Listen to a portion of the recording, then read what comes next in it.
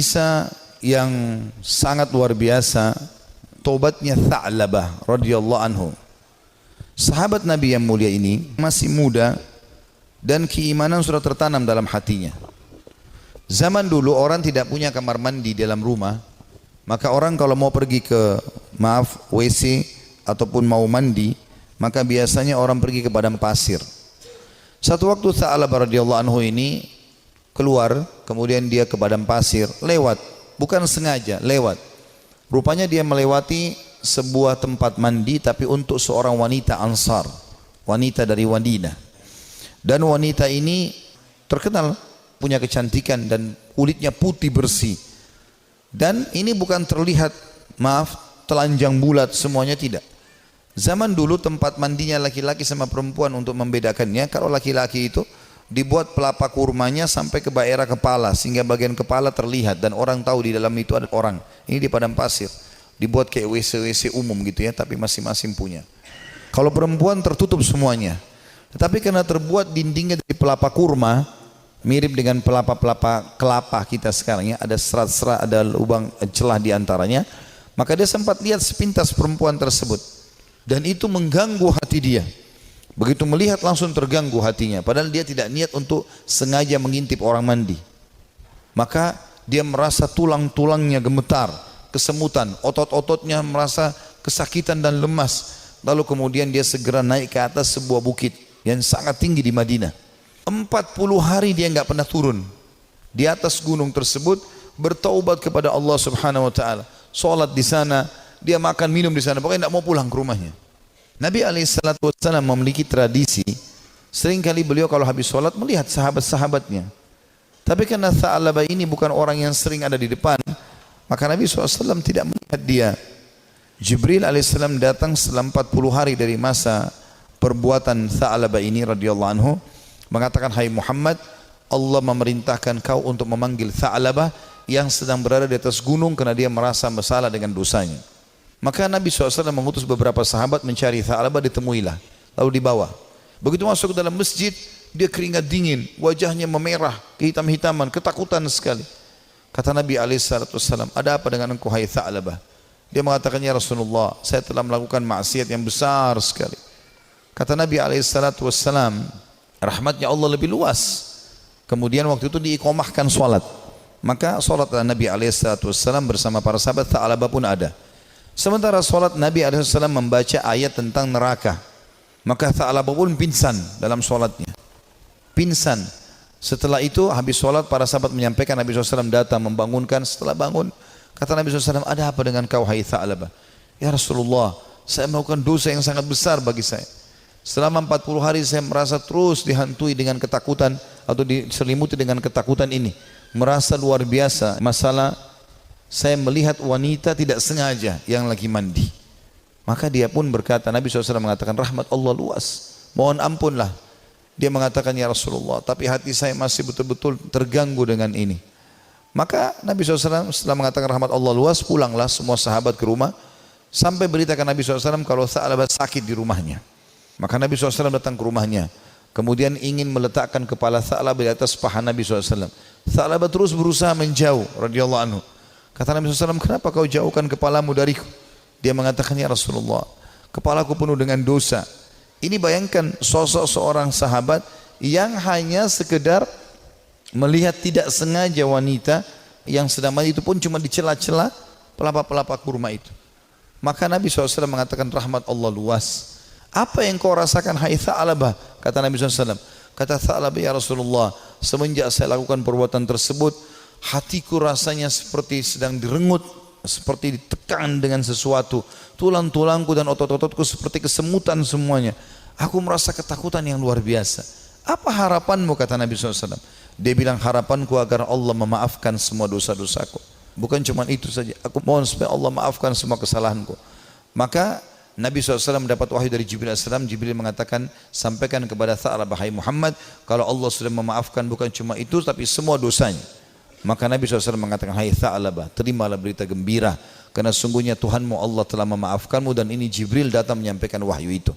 Maka Tha'labah pun bergembira, senyum, kemudian dia bertakbir lalu meninggal dunia. Maka pada saat dia wafat, teman-teman sekalian radhiyallahu anhu, sahabat Nabi yang mulia, saking takutnya dengan Allah sampai mati, meninggal, ajalnya datang. Waktu itu Nabi SAW mengatakan, urus jenazahnya segera, kita kuburkan, dimandikan segala macam, disolati. Habis sholat lagi mau diantar ke kuburan, Nabi SAW jalan sambil sedikit beliau jinjitkan kakinya. Kata para sahabat, ya Rasulullah, kenapa anda lakukan itu?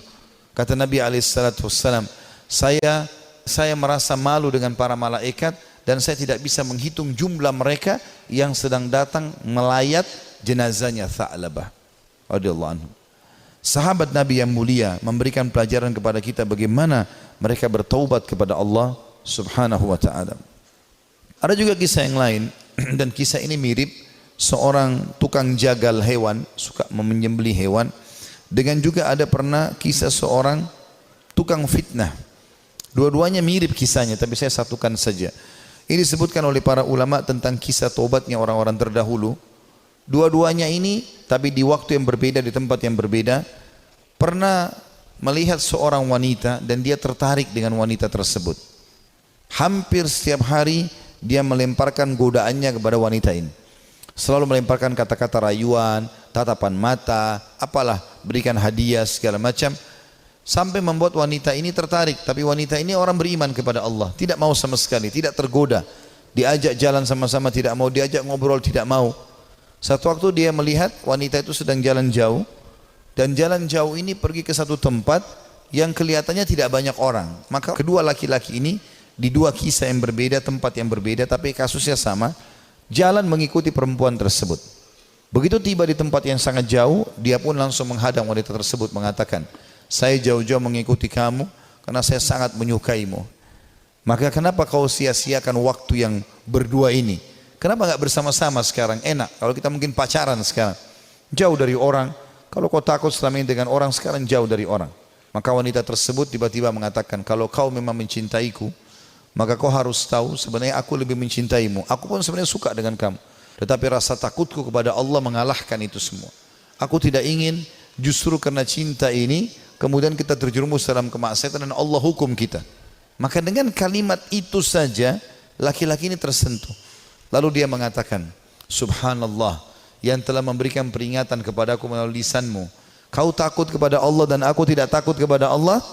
Lalu laki-laki tersebut meninggalkan si perempuan tadi, dan semenjak itu dia bertobat kepada Allah Subhanahu wa ta'ala, tidak mau lagi mengenal kecuali yang halal dari mereka. Seorang salafus saleh yang lain yang luar biasa, dia karena takutnya dengan fitnah wanita, maka dia mengatakan, ya Allah, hilangkan syahwatku dari seluruh wanita yang tidak halal bagiku. Maka dia mengatakan, demi Allah, Allah kabulkan doa saya sehingga tidak ada syahwat kecuali pada istri saya saja, pada yang halal, dan tidak ada bedanya antara wanita yang tidak halal bagiku dengan sebuah tembok. Artinya betul-betul mereka ingin menjaga diri dari perbuatan yang salah. Ini kenapa saya sebutkan banyak kisah anak muda, karena memang anak-anak muda yang banyak terjerumus dalam kemaksiatan. Karena mereka punya potensi, energi, banyak sekali kesempatan dan ingin tahu sesuatu itu lebih besar daripada orang yang sudah berumur. Walaupun memang orang berumur pun bisa terjadi, tapi umumnya orang kalau sudah tua khawatir berbuat dosa. Maka ada seorang anak muda selalu berbuat maksiat di zaman Nabi Musa alaihissalam. Sibuk dengan dosa-dosa yang dia lakukan. Setiap hari diingatkan, Nabi Musa tidak mau tahu. Sampai masyarakat dari Bani Israel pun sudah merasa ini orang tidak ada lagi solusinya nih. Maka mereka mengeluh kepada Musa alaihissalam. Allah pun berfirman kepada Musa melalui Jibril alaihissalam, usir anakmu itu dari negerimu. Tidak boleh lagi ada di sana dia. Maka Musa alaihissalam menyampaikan kepada Bani Israel, kalau Allah sudah menurunkan firman-Nya menyuruh anak muda ini diusir. Maka anak muda pun itu diusir dari kota tempat Nabi Musa alaihissalam dengan Bani Israel tinggal. Terus saja dia jalan sampai tiba di sebuah padang pasir yang luas. Kemudian dia merasa dirinya sakit, lemah, terpukul karena jauh dari orang-orang. Maka dia pun lalu berkata, ya Allah, aku tahu aku telah berbuat dosa, tapi rahmat-Mu jauh lebih luas. Aku bertobat dan beristighfar kepadamu dari seluruh dosaku, ya Allah, maka maafkanlah aku. Terus dia ucapkan permohonan maafnya kepada Allah sampai 3 hari berturut-turut. Setelah itu dia meninggal dunia, si anak muda ini. Setelah dia meninggal dunia sendirian di padang pasir itu dengan kondisi menyesali kesalahannya, maka Musa pun alaihissalam didatangi oleh Jibril. Jibril mengatakan, hai Musa, Tuhanmu Allah memberikan perintah kepadamu agar engkau keluar ke padang pasir Ini dan itu disebutkan cirinya. Di sana ada satu wali Allah yang Allah suruh kau mengurus jenazahnya. Maka Musa alaihissalam pun keluar ke padang pasir yang ditunjukkan. Begitu tiba di sana tidak dilihat kecuali anak muda tadi yang memang dianggap orang ini buruk di tengah-tengah Bani Israel. Maka pada saat itu pun Jibril alaihissalam mengatakan kepada Musa, sesungguhnya orang ini telah bertobat selama berapa hari, meninggalkan negerimu dan Allah terima taubatnya. Maka Musa alaihissalam pun mengurus jenazahnya kemudian menguburkan dia. Begitu luasnya rahmat Allah subhanahu wa ta'ala bagi orang yang masih melakukan kemaksiatan dan berpikir bahwasanya susah untuk bertaubat. Tidak ada yang susah, teman-teman sekalian.